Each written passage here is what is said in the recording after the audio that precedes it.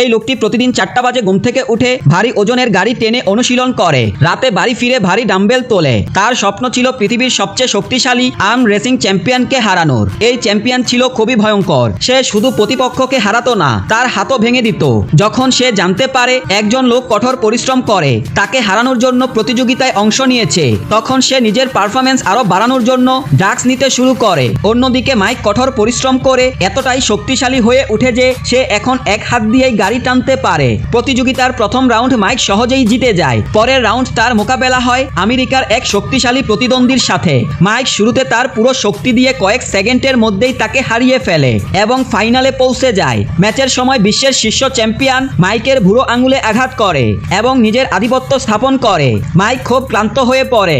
যখন সে প্রায় হেরে যেতেই বসেছিল তখন সে তার পরিবারকে দেখে যারা তাকে উৎসাহ দিচ্ছিল। তখন তার মনে হয় সে একা লড়ছে না। সে তার সমস্ত ব্যথা ভুলে গিয়ে সমস্ত শক্তি দিয়ে বিশ্বের শীর্ষ চ্যাম্পিয়নকে হারিয়ে দেয় এবং আর্ম রেসিং চ্যাম্পিয়নশিপ জিতে যায়।